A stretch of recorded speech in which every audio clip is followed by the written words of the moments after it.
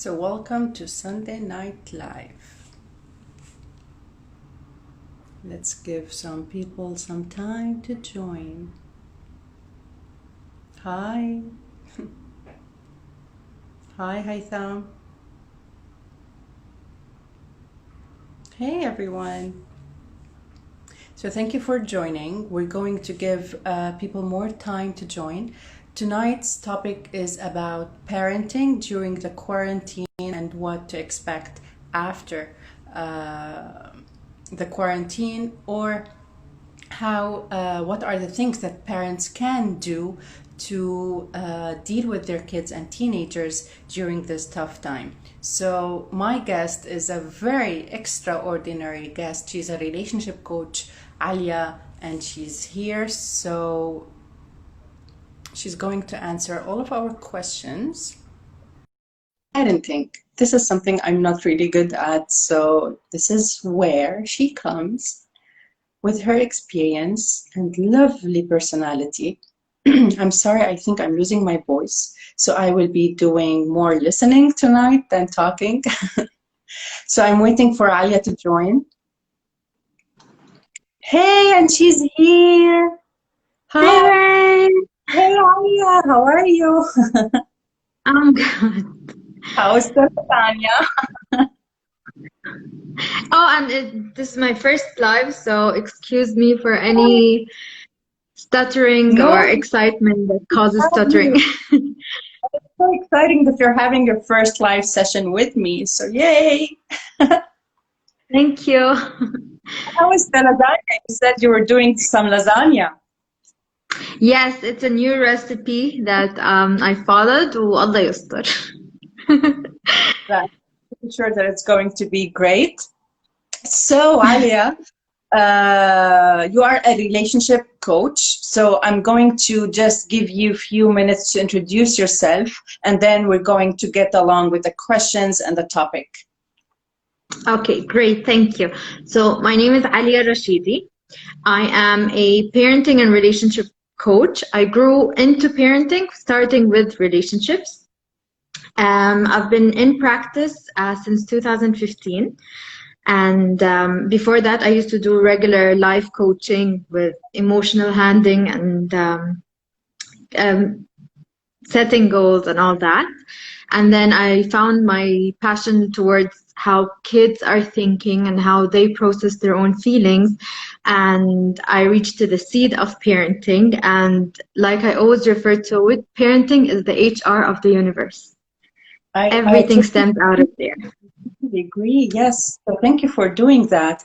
And I think it's a phase where all life coaches go through, is that it's like medicine. You do your medicine, the general medicine, and then you have to decide which specialty you want to go to. So that what happened with Ahlan ya Saeed. Then it happens with the life coach where they choose their own specialty. Like in my case, I chose health coaching. In your case, you chose parenting. So thank you so much for doing that. God knows how much we need it these days. Thank you for having me. Habibi, I'm so happy. Let's start with the first question that I'm pretty sure all parents are curious to know the answer to it. Which is, how do you think, from your expertise, the pandemic affected on children and teenagers? Yes, I heard this question a lot, and in my opinion, in my personal opinion, I think that it was positively impacted on the family, on the whole family. Kids now have more time to spend at home and like have to interact with their parents, and so did the parents. It took some time to adjust, but I feel that parents now have their chance to do their parenting.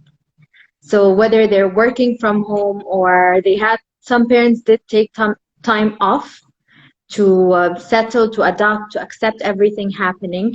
And that gave them the chance to reevaluate their relationships as a spouse and with their kids. How do they think? Have they been processing education, or the way they choose to play, or the way they communicate? So I think in my opinion, it was positive. And of course, everything has two sides, but Yeah. I mean, it's what you choose to see. Well, I'm not married, so I can't tell you my insight on this one, but I do have a lot of married friends. A lot of them said exactly what you were saying, is that this pandemic gave them a lot of more time to spend with their kids. So there was a lot of activities they started doing together, like board games, the challenges, the talking, the getting to know each other. And there was a lot of cases that it wasn't so good to them because of the teenager um, phase, which was very challenging to them to actually have a place to talk to or to agree on anything. So it was very challenging. They did not know what to do.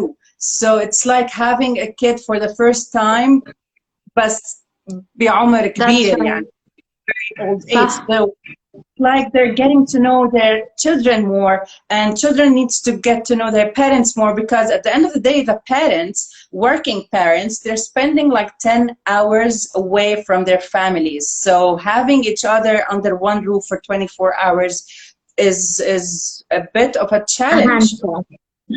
So Yes, that's right. And speaking of being single, I have friends that are aunties. So they stepped in and they helped their sister or their brother with the kids. And it was part of the communication of rebuilding bridges. As you said, focusing on teenagers, it's a roller coaster. And building the bridge of communication, putting the boundaries of discipline, and especially commonly we hear that with teenagers, you have to become their friends in order to communicate. However, considering that the pandemic is an exceptional time, so everyone is short-tempered or experiencing different mood flips, which is very common for parents with teenagers or for newly couples too. So it's just about building this bridge, or knowing when to discipline and when to listen, when to absorb their anger, and when to teach them how to talk to you.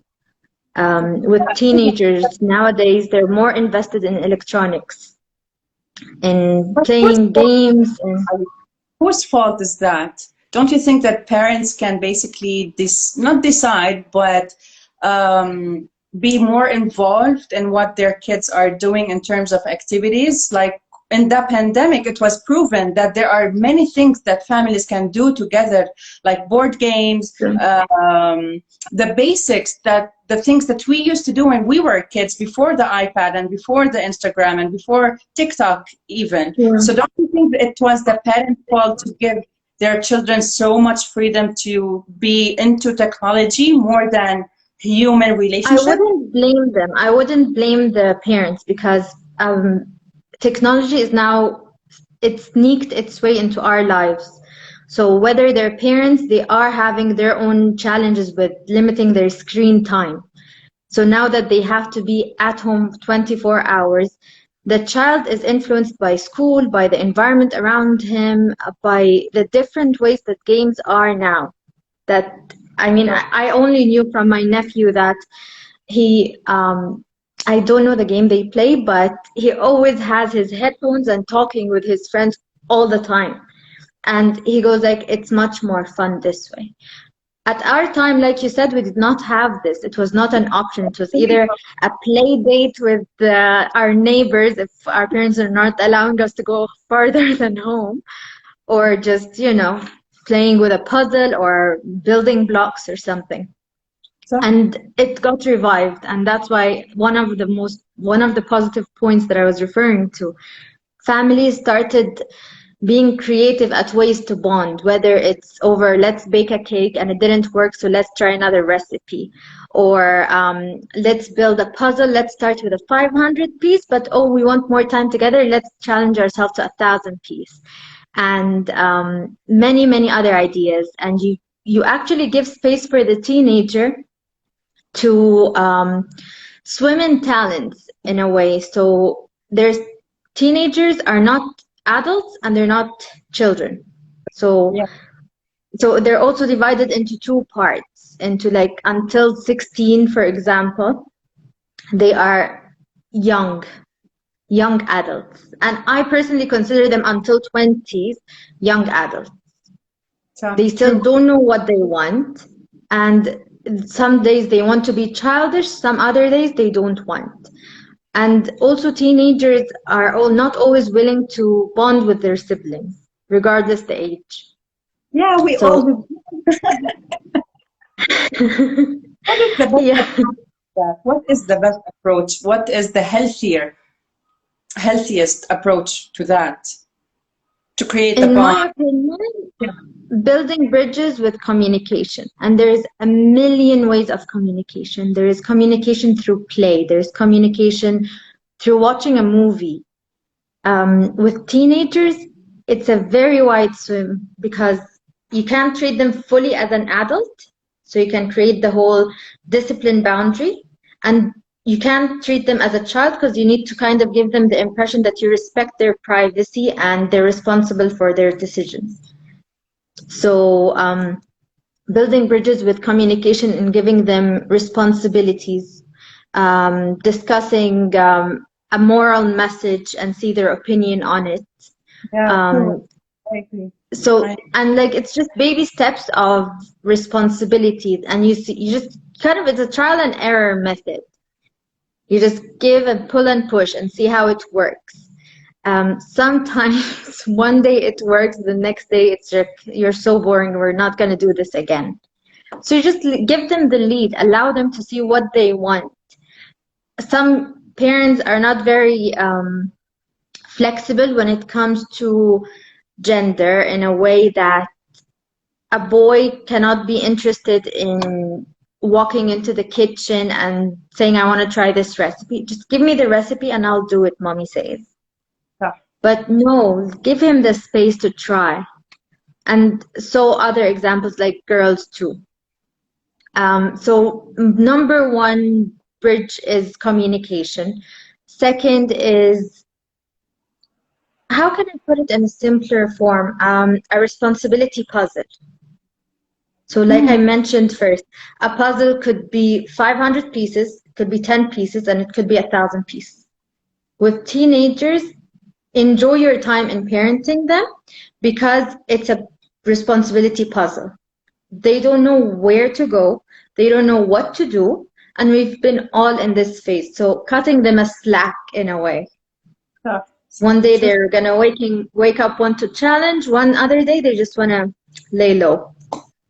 So true. And it's one of the most tricky stages, I must admit. I mean, working with younger kids is much easier because you can engage them in anything from sorting laundry to just hugs and kisses.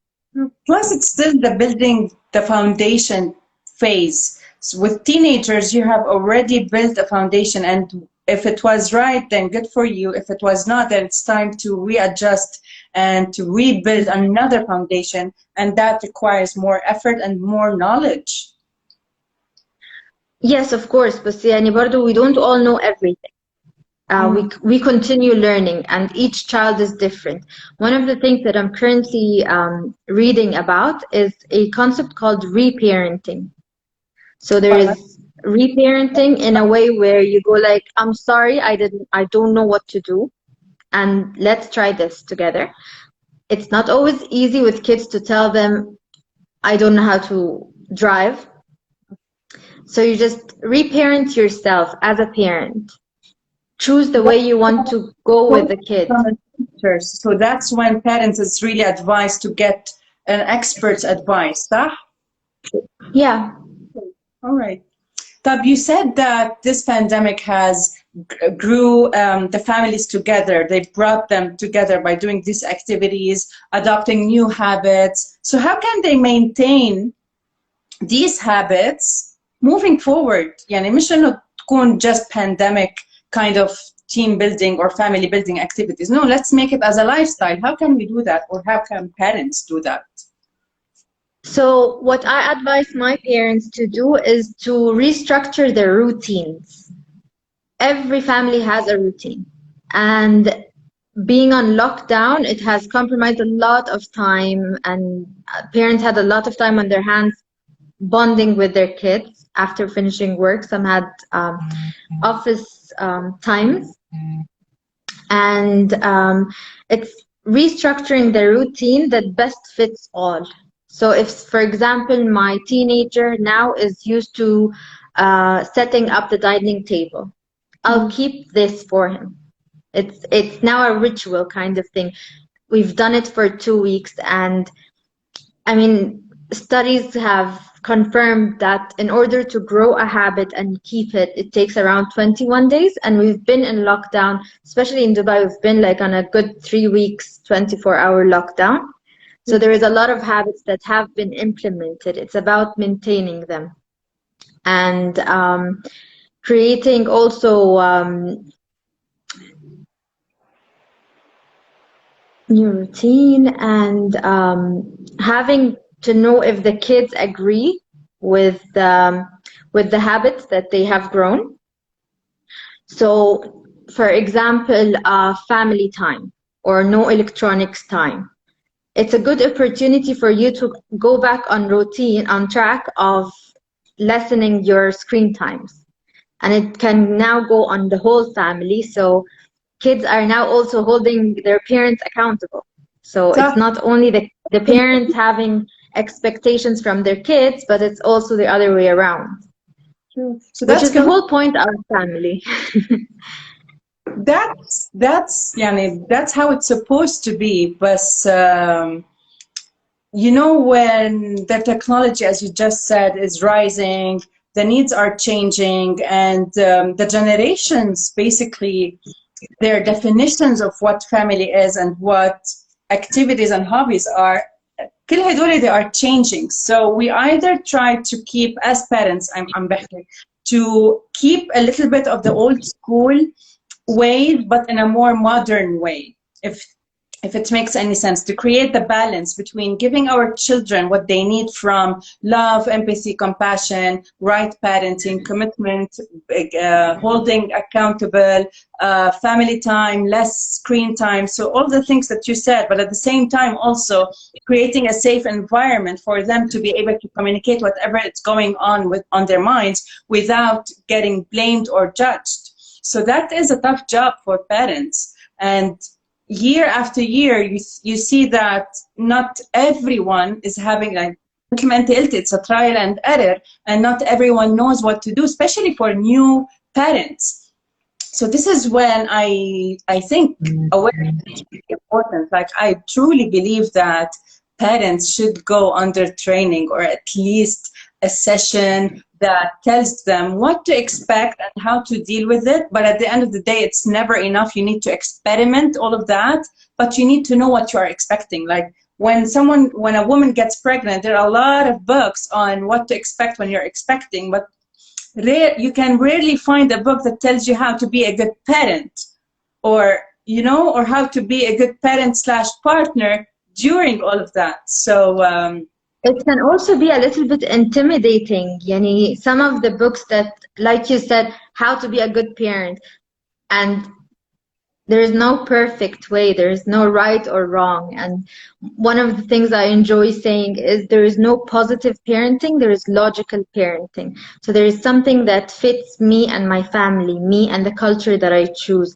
A lot of families now are growing abroad from their hometowns. So they're adapting to new cultures, new traditions, and they choose the logical way of parenting their kids. So, but you do going back. Sorry, بس عم بحط التوبيك للعالم. But there is negative parenting or toxic. Yeah, I mean, I wouldn't. There is, of course, yes. However, it's a reflection برضو. يعني مثلا, if I grew with parents that smoke, مش هيبقى عندي المنتاليتي انه السموكينج ده غلط. انا عارفة انه I knew انه هو غلط, بس my dad does it, my mom does it, so it's okay. And that's a very small scale of like toxic parenting. Yani, we don't want things to drift away. However, yes, there could be toxic parenting. However, there's زي ما قلت لك في حاجة اسمها reparenting.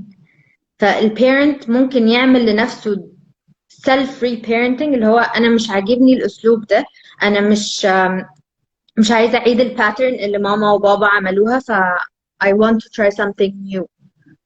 Okay. So they go like خلاص if they're smoking then I don't want, and it always starts from a decision.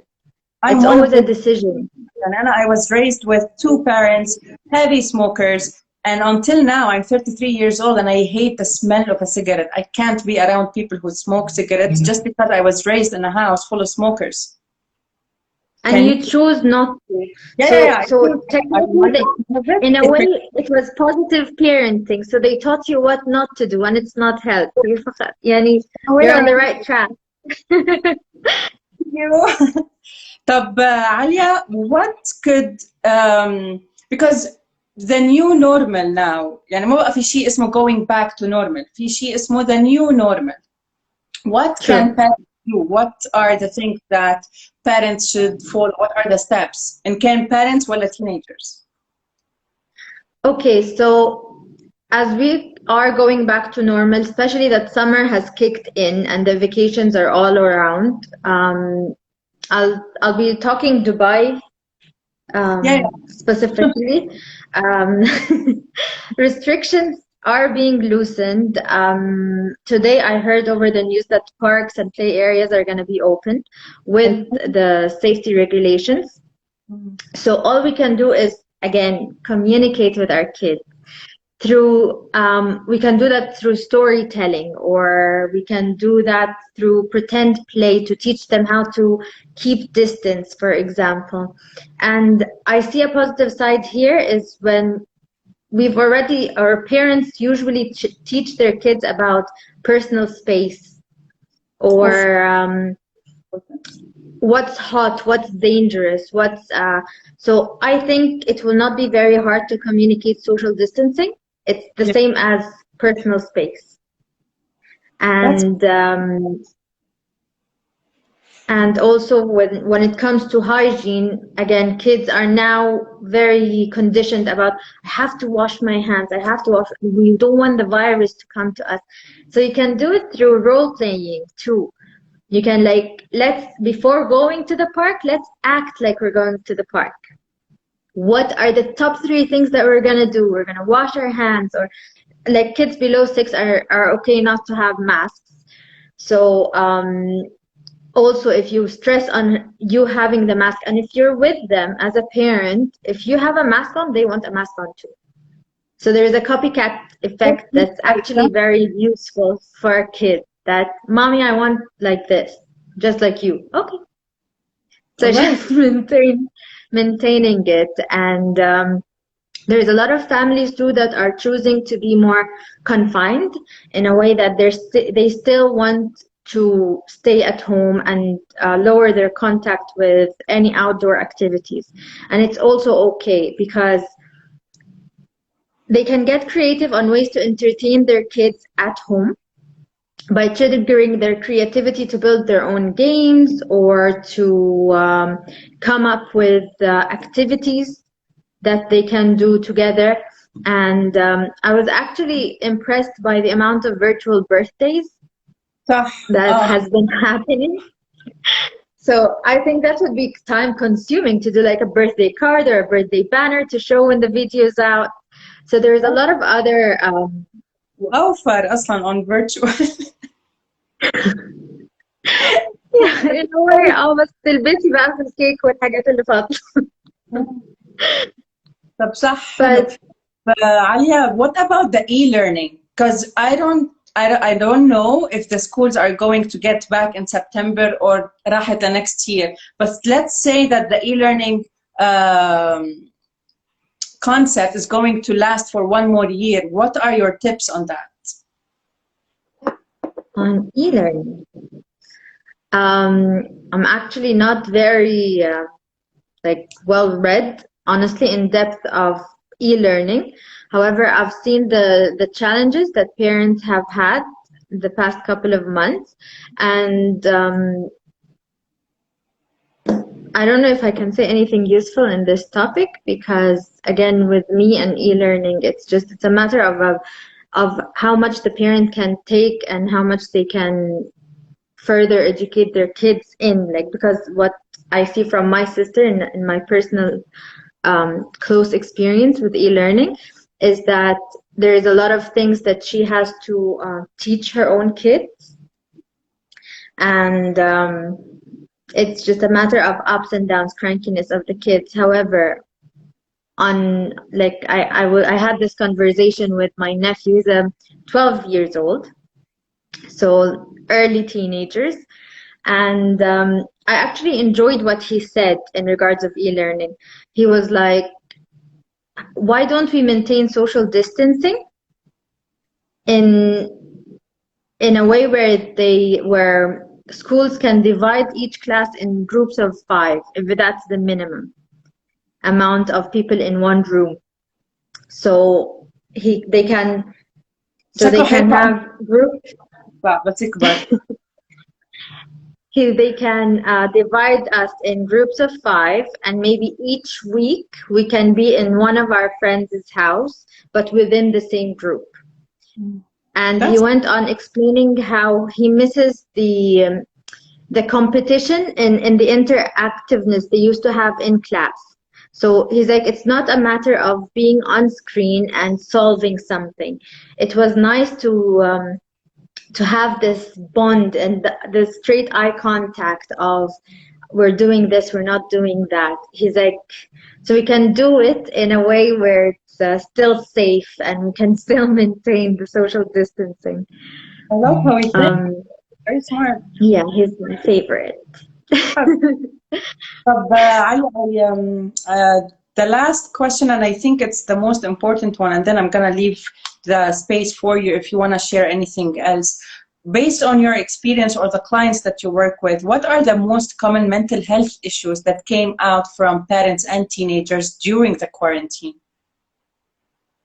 Okay, nice question. It's a very interesting question because teenagers are overwhelming, and some of them are outspoken and others are not. So this has been creating stress to the parent that I don't know what's going on in his head or her head. They're very aggressive, they're very repulsive. And like when you first told me how some parents think they're bad parents, yeah. It creates this dilemma. Did I do something wrong? Did I not? Some parents really bite themselves. So I think that they just choose to guilt, mainly. Guilt and fear.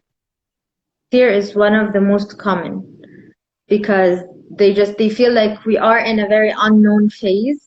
We don't know where we are. We don't know what's happening. Where are we going?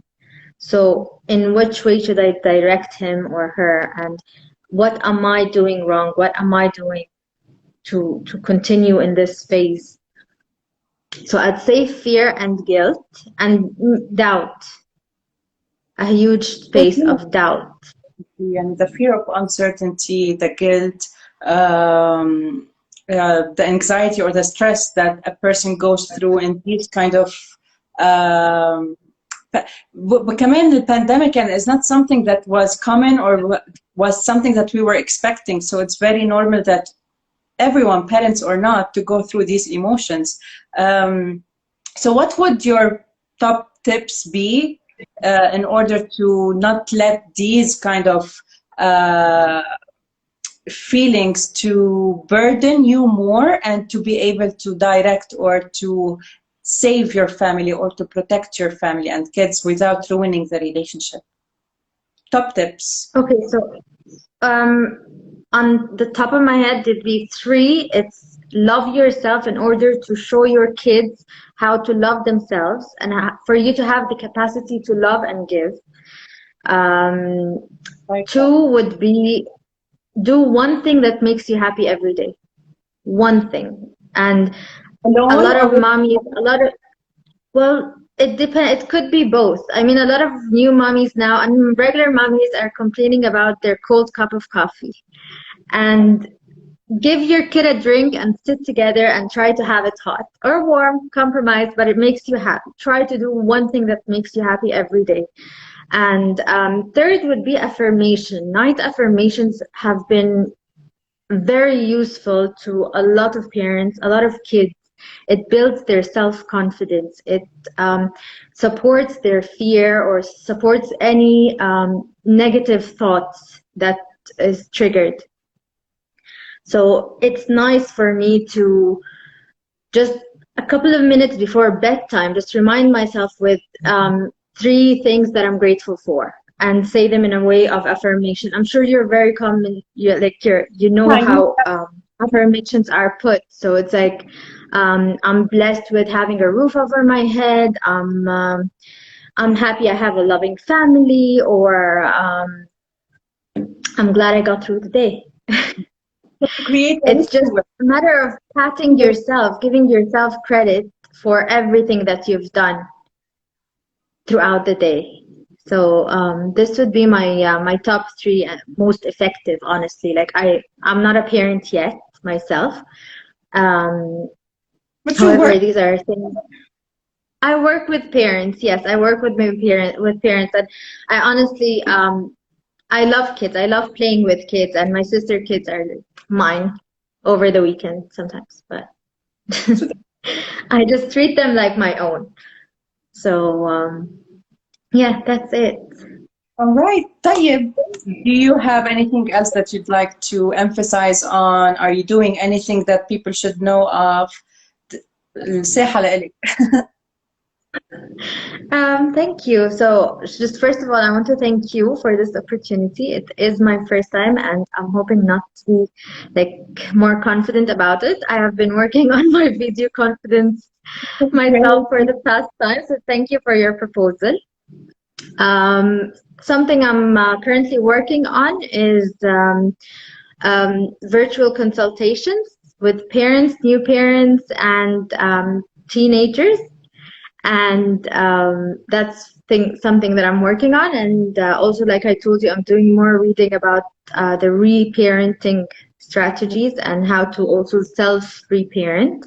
So this sessions can go with individuals too. Okay. And that's it. And with summer, enjoy summer, stay safe, and keep your masks on. Keep your mask. دي أهم وحدة. Yes. So I'm going to save this video and post it on my IGTV for people to watch it again. And if you are a parent and having some problems with your kids or children, you know who to talk to. Alia is going to be tagged in the post, so send her a message, reach out, and she can help you reparent, or at least fill the gaps of the things that you find a little bit challenging. Thank you for everyone who joined tonight. If you have any kind of questions or topics that you'd like me to talk about, please DM me. Until then, wishing you a beautiful night, and thank you so much. Alia, thank you so much for being here tonight with me. It was such a pleasure.